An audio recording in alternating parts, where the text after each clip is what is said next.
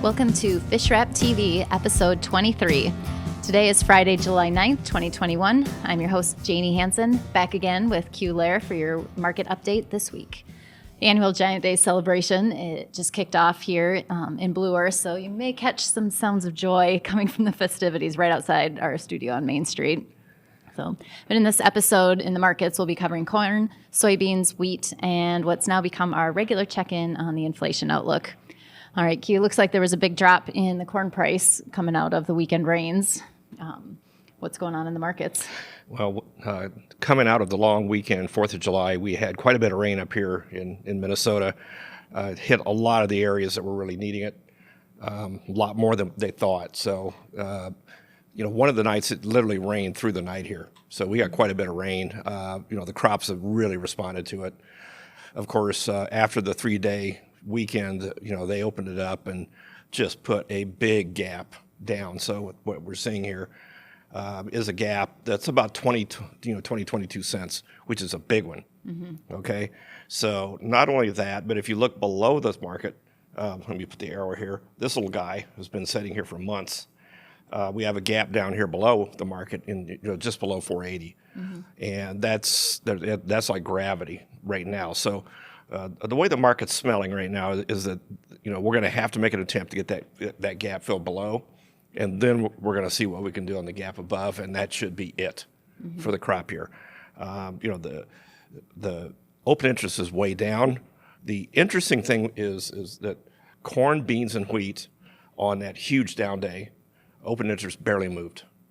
So what that meant was we had huge volume, but we had literally everything was changing hands. So having said that, they're saying this was much stronger long hands, but it also could have meant stronger short hands. Yeah. Who are laying into this thing because rain does make grain, especially corn. Mm-hmm. If you look at this chart too, you see that we had a pennant that we've been talking about. It was declining from the above and increasing from below, and it broke through. And this is some major technical damage to corn today. So even though we had that huge gap and blowout earlier this week, today's close was just absolutely devastating, I think. So having said that, it's really that we've got to get some news, get some business, because this corn crop is only going to get bigger. The ethanol story has been pushed aside because of the administration allowing the refiners to push away a bit. Mm-hmm. So, with the crop getting bigger and bigger, I think the only thing left is if we have some super, super hot, dry weather right at pollination time, that may be a bit of a story. Otherwise, this is not looking good for longs. Mm-hmm. So, and of course, the same with the beans. Let's take a look at these guys. It is setting on a precipice here, as you can see. Yeah. Corn broke through, but, beans are sitting here. Still a gap above. They don't really have the gap below because we always fill those up. So, corn was a bigger story early, which, mm-hmm. That was what we call a measuring gap and a breakaway. And then, of course, this we'll see what this gap is above us, mm-hmm. whether it's a confirmation or what it is. But yeah. So what does that mean with a measuring gap? Measuring gap is sometimes when the market breaks away and then can't get back to fill that gap, that'll measure where it's going to go. Okay. So it's kind of like a head and shoulders. You can predict where the market wants to go based on the size of the head to the shoulder, mm-hmm. kind of a thing. So. It's not necessarily a trick. I mean, it's pretty much standard technical analysis. I mean, this is mm-hmm. not secret sauce, but yeah. So the market likes to have that continuous fill. So if there's a gap, it wants to go back and fill that. Is that what you're saying? What they want is that there's a price, and at all prices there is some volume, mm-hmm. and if not, then there's a reason for that. Okay. And and the thing is, we of course have left gaps. Especially in like hogs and cattle, mm-hmm. they're so, once they get moving, they just gap. Yeah. And especially if you get something, like spring wheat in 2008, I mean, you had like 15 gaps in a row mm-hmm. because you were limit up. There was just no trade. Mm-hmm. So Of course, it tried to fill on the way back down, but there was just way too much for that story. But, beans are acting a little bit better than corn at the moment. I keep hearing reports out there, and from what I've seen in the fields, driving between, Blue Earth and Mankato, which I get is not, not exactly the corn tour. Yeah. But I've noticed the beans are struggling just a little bit, and corn has just really been growing big, and when it gets dry, it just rolls up a little bit, tries to get some moisture, but it is just ripping out there right now. Yeah. Producing oxygen. Yeah. So, any other things to note in the bean market? Oil and meal have been really, they're shaking out a lot of the stories where, with the biodiesel, it's continuing to, unwind that situation. The problem is canola. Again, something's going on in canola yet again. Some noise. Some noise happening. It's dry up there. And, we got soybeans from, here in Minnesota all the way down to the Gulf. But canola is really the upper tier of North Dakota up into Canada. It's where the majority of the canola is grown here on this continent. So, they've struggled just like, North Dakota has with the drought. And, they were really getting after it today. So, bean oil just win again. So it's just one of those things where, you just got to mind your P's and Q's with the soybean oil until we figure out what the hell's going on in canola up there. Because it's tough to get a good story out of there right now as to what's really going on, because everybody's saying, oh, it's dead, it's over, there's nothing left. But of course we know that's not true. Yeah. But, 900 Canadian a ton or 1,000 Canadian a ton should, stop this thing because, just the demand will not be there. Yeah. So at any rate, that's a story. And of course, North Dakota plays right into the, the wheat story we've been talking about for weeks. Yeah. Yeah. So in the wheat markets now, what's cooking literally? Spring wheat. Spring wheat, the drought monitor, our index just isn't budging. The crop continues to deteriorate, from the conditions report. I mean, nothing huge, but yeah, it continues to, it keeps the bull story going a little bit here. The spring wheat has been stuck right around $8 now. And I'll tell everybody who wants to listen that, the SEP-DEES Minneapolis spread tells me that they're not concerned. Okay, if that thing starts going, look out. Okay? Because if you remember in 2008, March went $4.20 over May. Okay, now SEP-DEES is at 4 cents.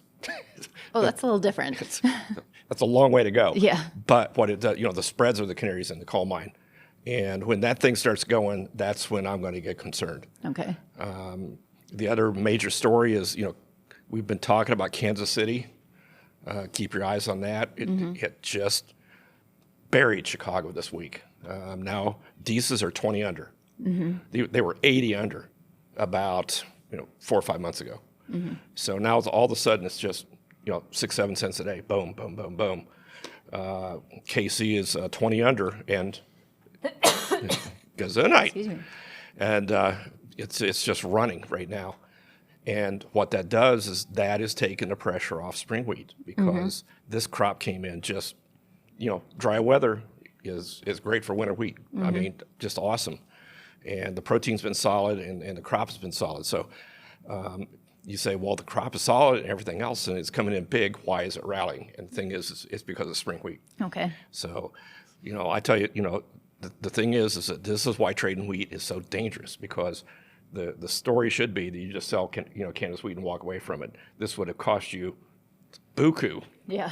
Here this last time. So it's just one of those things where corn and beans are just corn and beans, but wheat is a real different beast. Okay. And it's we've got our eyes on that. We got a rain system coming through. Of course, we got a hurricane that hit, but it went straight up the west coast of Florida, heading right up the coast, just like we talked about. Okay. So we're not going to get a big system from that, but there is a system coming down here, supposedly going to hit Minnesota and North Dakota tonight. Yeah. It looks like there was some rain earlier. And coming through. So are these higher prices in the grains working their way into the inflation story? Yes, they are. And what's happening is that we've got a situation where not only are the grain prices high, but the dollar is strengthening, and also freight has doubled, ocean freight. So what that means is that, the freight disadvantage we suffer from over here in North America is getting worse, because, now instead of, $20, $23 a ton freight disadvantage, we're looking at, probably $35, $40 a ton, which is a lot of money. Yeah. If you have to go, so it's almost a buck a bushel disadvantage we're setting over here. So, we're in a situation where, grains are going where they're going because of, the COVID reopening and everything else, and China rebuilding their hog herds. But going forward, this has to play in again. And, even China, I mean, every port is packed, and they've got ships out there in the ocean just sitting there waiting to unload. So, they haven't bought much lately, from us anyway. And people are starting to get a little itchy. Yeah. And that's why you see the chart look this way in the beans, is because, it's just sitting there. To be honest, technically beans want to break. Okay. Beans want to break, but oil won't let them. And people are scared to sell this thing. Yeah. So, we saw what happened with spring wheat in '08, which was a protein run. And beans, of course, are the big protein piece. So, you've got to, play this gingerly, but this market does not look good. And, if we get some rain, right through the heart of North Dakota this week, it is going to be hard to keep, spring wheat up in the 8s. So, we were talking about, spring wheat in the 5s, 7, 8 months ago. Now we're in the 8s. Yeah. So people keep talking, all this, blah, blah, blah, this bullshit about, this stuff going higher. But the thing is, you got to realize where the stuff has come from. So we have really put some good numbers out here. I mean, anytime that John Deere is ringing the bell and super happy, you better believe we've had a big run in grains. Yeah. And this is where greed and fear come in, because, the stories are beginning to turn over, as we call it, which is that, the ethanol and the biodiesel story has been pushed to the side. We're getting rain in North Dakota. We're not seeing, the 130,000, 250,000 ton sales to China every day like we did when this thing was running. And what that means is, high prices has cured high prices. And, if you have fantasies that it's going back to 16 and a half, you may get left with a hanky at the train station. So it's a fascinating week. Of course, Monday, 11 a.m. is the July WASDE report. Okay. The June stocks report that we just had is the most volatile report, which everybody just saw that. Yep. But this is the first time they're going to have the crop breakdowns by class in wheat. Okay. So this is where wheat gets really, really nasty if you got it wrong. So this is where spring wheat gets broken out, white wheat gets broken out, red wheat, and of course hard wheat. So this will be our first cut and see what the USDA thinks of this. Also, the higher acreages that just came out on the acreage report for corn are going to be put into the supply demand. This coming report here. So it's going to be really interesting. The 87 plus or minus million acres in beans. Don't believe it. I still think there's 90 out there. Yeah. But we'll see. And if you're staying at home, just don't stick pins in Q dolls.